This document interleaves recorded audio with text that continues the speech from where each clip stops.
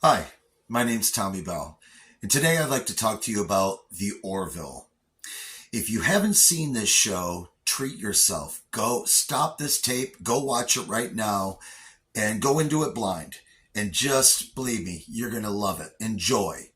I just got done watching the first three seasons, and I just thought I'd set up an impromptu video and talk about it really quick. Now, if you don't care about spoilers, or if you've already seen it, then hopefully you'll stay with me and keep watching. So I just finished seasons 1 through 3, and I went into the show blind. I didn't really know anything about it. I'm watching Disney Plus through a friend's subscription, and I ran out of stuff to watch. And so I thought, well, I'll give this a shot. I remember the ads when it was originally on Fox, and I remember thinking it was going to be a comedy, maybe a kind of a Spaceballs, Family Guy, Star Trek with dick jokes kind of thing. But really, it wasn't that at all. The only thing I knew about it was that I knew that somewhere between the first three seasons, there was a shift in tone to the show. I had heard that. I didn't know what that shift was. I didn't know what to expect.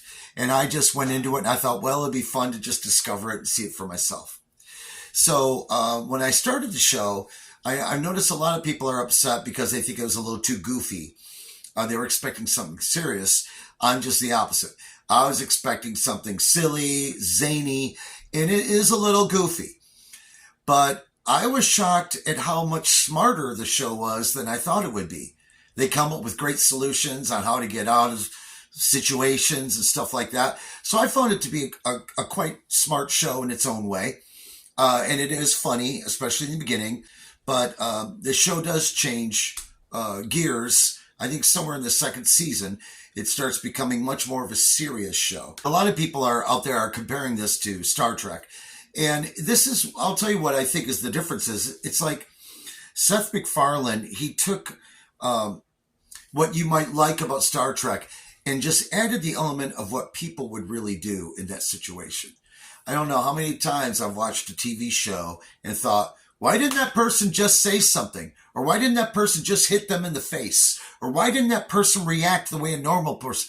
Seth MacFarlane understands that. And he gives us a lot of natural reactions. Some of them funny, some of them whatever.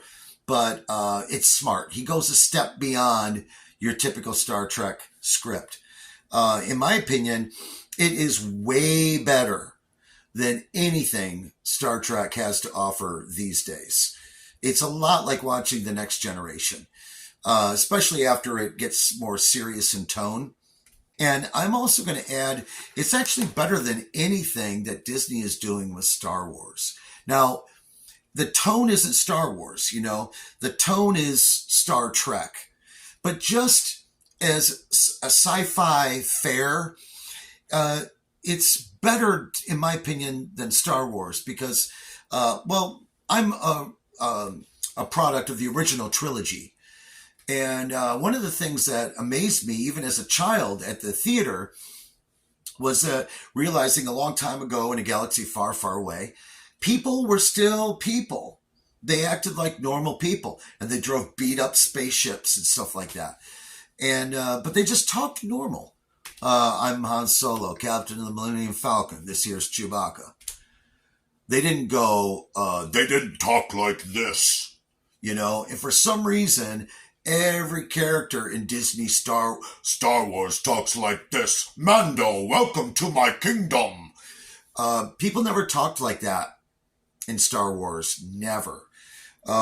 With the Orville, you do have a couple characters that talk that way, but they're based on Klingons, so it kind of makes sense. The other thing, the reason I like it better than anything Star Wars now, even though it's a weird comparison, I'll admit, is that Star Wars used to have genuine romance that you bought into, and also genuine humor that was relevant and made sense. And Star Wars isn't funny anymore, and they don't do love stories, So I don't know. I think the show is just, it's not meant to be Star Wars. It's meant to be Star Trek. But having said that, it's just better than most of the things you're going to see these days, science fiction wise. The other thing that's really cool about this is that Seth MacFarlane he's proven that you can talk about social issues without being a pretentious douchebag. You know, he tackles things like gender identification and stuff like that, but he does it in a smart, thought-provoking way, you know, without being preachy or douchey. You know, he just does it in a way that just presents what is.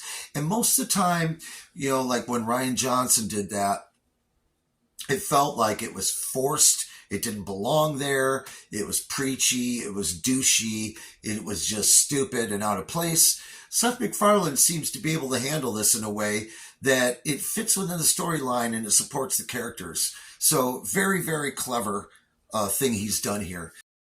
I also wanted to add in that the show is basically episodic.